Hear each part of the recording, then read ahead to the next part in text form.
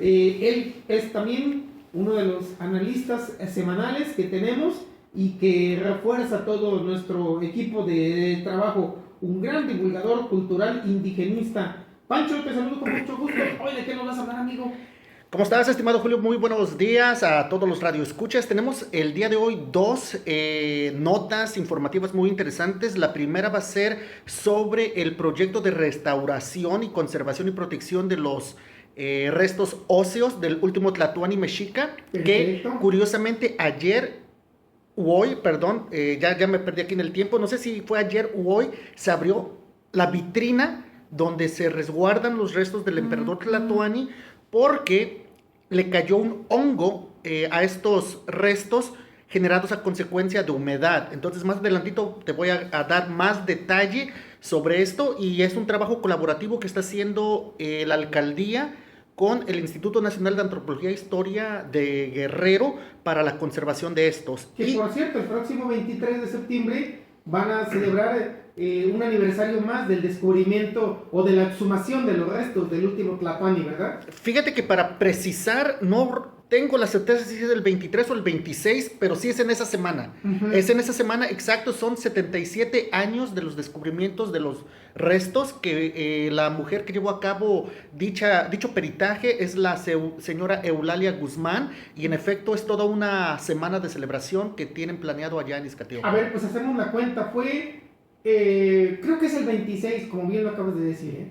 26 de septiembre de 1949. 49, De así 1949, es. ¿no? Así La es. exhumación por parte de la arqueóloga Eulalia Guzmán, que en su honor la plaza lleva su nombre. Exacto, y bueno, sin duda alguna, pues nuestras felicitaciones para todas las personas de Izcatiopan, quienes orgullosamente son guerrerenses y también de la zona norte, y sin duda alguna creo que es un momento muy reflexivo para brindarle un homenaje a este joven abuelo Tlatoani Cuauhtémoc. ¿Y el segundo tema? El segundo tema también es muy interesante. Con fecha 6 de septiembre se vencieron los plazos ante el Instituto Nacional Electoral para hacer las observaciones para los nuevos lineamientos sobre el derecho de la autoadscripción indígena calificada a través de acciones afirmativas. Como bien sabemos, estimado Julio, durante meses previos se han estado llevando consultas indígenas en diferentes sedes del estado de Guerrero para poder armar un proyecto de nación en cuanto a derecho electoral indigenista. Se supone que parte de todo este proyecto consiste en que todos los partidos políticos van a tener que dar una cuota indígena dentro de los registros de sus candidaturas. Sin embargo, ha habido un mal uso de este apartado, de este reglamento, donde últimamente cualquier persona desea usurpar la identidad indígena para poder adquirir algún cargo de representación popular. Estas consultas que ha estado impulsando el Congreso del Estado, ¿verdad? El Poder Legislativo. Aquí, curiosamente, que bueno, estimado Julio, para que nuestros radioescuchas puedan separar estas dos actividades. Una es la actividad que hace el INE a través de las consultas meramente electorales, de derecho electoral, y las otras son las que claramente mencionas, que son las del Congreso, que en el caso del Congreso se hizo una en materia de asuntos indígenas en cuanto a seguridad. El tema a mayor tratar o más polémico es la cuestión de las policías comunitarias. Muy bien. Entonces ahí sí quiero aprovechar para mencionar un dato interesante, Julio. La opinión que voy a decir es meramente imparcial, es nada más para exponer el tema y al final que nuestros radioescuchas deduzcan su propio criterio. Se supone que todas las comunidades originarias... ¿Entramos en materia bien? Entramos ya viene en materia. En materia. Muy bien. Bueno... En cuestión de asuntos indígenas, se supone que todas las comunidades originarias que existen desde antes del descubrimiento de América y desde antes de la invasión, obviamente, de los españoles, ya han tenido su propio sistema de gobernanza, sus propias instituciones, hasta incluso comunitarias, que en el caso de algunas aún existen. Como consecuencia, todos los pueblos indígenas que actualmente persisten en lo largo y ancho del territorio nacional tienen derecho a tener su propio sistema de seguridad interna, es decir, su propia policía, que entra en efecto solo y únicamente dentro de su extensión territorial. He mencionado en otras ocasiones que, bueno, yo soy originario de un pueblo indígena que se llama Chilacachapa, y en Chilacachapa tenemos nuestra nuestra propia policía interna que está bajo el cargo de los dos comisarios. Sin embargo, como sabemos, en el paso de los años en el estado de Guerrero se ha hecho mal uso de esos lineamientos, y en algunos lugares del estado de Guerrero se han creado los famosos grupos de autodefensa. Entonces, para que nuestro público pueda tener un panorama general de este caso, son dos escenarios completamente distintos. Uno es la policía de seguridad interna que están en los pueblos indígenas, que han existido desde tiempos inmemorables, y el otro escenario es los grupos de autodefensa. Entonces ahí tenemos dos escenarios muy distintos, y el Congreso del Estado de Guerrero ya llevó a cabo esa primer consulta hace alrededor de 2 meses, más o menos. Y el mismo Congreso va a lanzar otras 3 consultas. Uno va a ser para el sector de discapacitados, el segundo va a ser en materia educativa, y el tercero está también relacionada a asuntos indígenas en cuestiones electoral. Entonces son las 3 consultas que se van a llevar a cabo por parte del Congreso, las 3 muy importantes. Y bueno, para entrar, ahora sí, como dijiste hace un rato, estimado Julio, vamos a entrar en materia. Vamos a dar a conocer un poquito sobre lo que se está llevando actualmente en Izcatiopan. Y bueno, tuve el gusto de estar en Izcatiopan recientemente, hace algunos días. De hecho, estuve ahí el día lunes, que en este caso podría ser el 5 de septiembre. Y bueno, la información es la siguiente. En el templo de Santa María de la Asunción, también conocido como el Museo Altar a la Patria, se llevó la exposición informativa del proyecto que llevará a cabo sobre los procesos de mantenimiento de los restos óseos del Tlatoani Cuauhtémoc. Dicha exposición se desarrolló en el inmueble anteriormente mencionado en punto de las 13 horas del 5 de septiembre del año en curso, y fue la licenciada Lucía Alatorre Mercado quien condujo la exposición informativa, quien es profesional en restauración de bienes muebles del área de conservación, restauración del Centro INA Guerrero. Además, se cuenta con la colaboración de la licenciada Ana Elena Vivas Moreno, quien forma parte del área de conservación y restauración del Centro INA Guerrero. El proyecto a desarrollar consta de 3 etapas. La etapa número 1 es sobre la intervención por medio de limpieza general de microorganismos y del espacio resguardado. La etapa número 2 consiste en la evaluación y registro de las condiciones medioambientales. La etapa número 3 consiste en la propuesta de adecuación de la vitrina para cumplir con las condiciones necesarias de conservación de los restos óseos de nuestro Tlatoani Cuauhtémoc. Y bueno, estas actividades se desarrollarán debido a que en la actualidad los restos óseos del último Tlatoani mexica representa una anomalía, el cual fue reportado por el ciudadano Abel Amador Rodríguez, quien actualmente es la persona quien custodia el templo donde dichos restos se encuentran resguardados. A dicha presentación afirmativa que se llevó a cabo en dichas instalaciones en el municipio de Izcatiopan de Cuauhtémoc, asistió público interesado en el tópico, donde además estuvo presente el profesor Edilberto Morales Giles, quien forma parte del Consejo de Ancianos de Izcatiopan, aunque bueno, también cabe precisar que en Izcatiopan también a ese mismo consejo le llaman el Consejo de Abuelos. Y bueno, cabe destacar que este es un trabajo colaborativo que se está haciendo entre la alcaldía, que está ahorita, preside la contadora público Nauselia Castillo, y se está haciendo de manera coordinada con el Instituto Nacional de Antropología e Historia, y sin duda alguna, pues nuestro reconocimiento por atender esta temática en tiempo, orden y forma.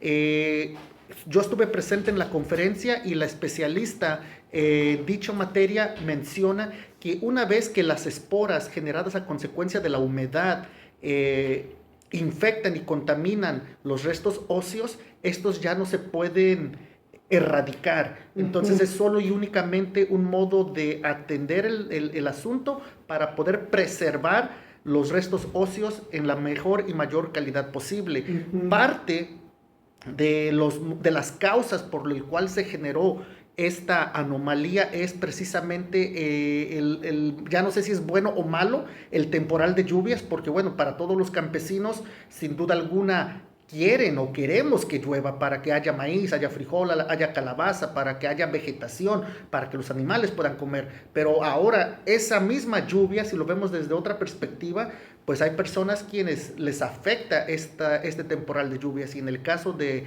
Izcatiopan, el inmueble donde están resguardados, pues ha sido, creo que, afectado por este temporal de lluvias, y esto ha traído como consecuencia el desarrollo de humedad, y una espora generada a consecuencia de esto pues ha invadido los restos del último Tlatoani mexica, que actualmente se está atendiendo.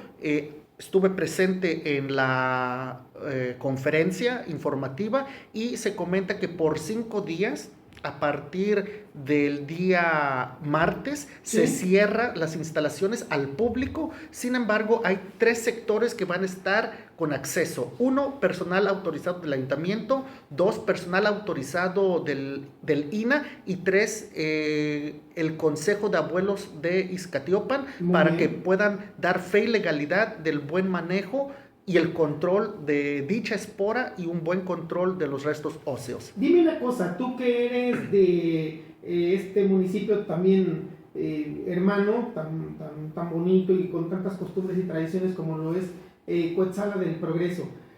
Dime una cosa, ¿los consejos de los abuelos los hay en todas las comunidades o en la mayoría de las comunidades? Qué bueno que mencionas ese tópico, Julio. Es una pregunta extraordinaria. ¿Cambia el concepto dependiendo las necesidades del pueblo?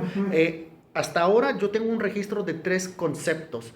Uno es el consejo de ancianos, el otro es el consejo de abuelos, y en el caso de Chilacachapa es un consejo de principales.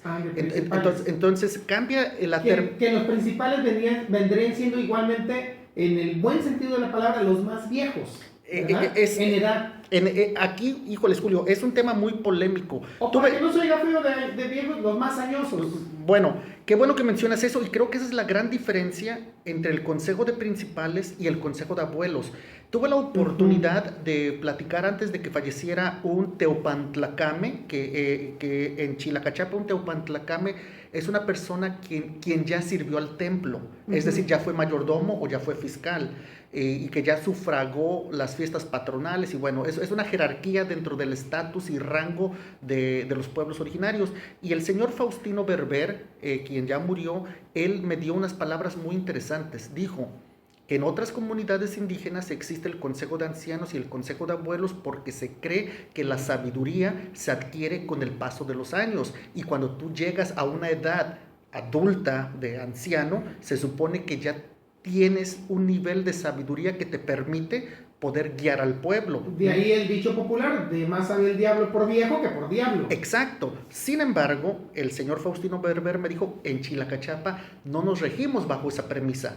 Dice él, porque puedes llegar anciano y nunca haber aprendido nada. Dice, entonces, sabemos en Chilacachapa que la sabiduría no se adquiere a través de la vejez. La sabiduría se adquiere a través de la práctica y de la experiencia, y el único modo en que se adquieren estas 2 características es a través de la participación de tu servicio dentro de la comunidad. Entonces en Chilacachapa sí puedes llegar a ser principal joven, siempre y cuando empieces joven. Sí, claro. Entonces, en este caso, de las personas más jóvenes que tengo que reconocer de Chilacachapa, que es principal, se llama Victorino Gutiérrez, que tendrá una edad alrededor de unos 45 años. Entonces, creo, bueno, aquí es perspectiva, creo que 45 años es relativamente joven, porque sabemos que ante el Instituto Nacional de la Juventud, por las políticas públicas de nuestra nación, se considera una persona joven quien oscile entre los 12 y los 29 años,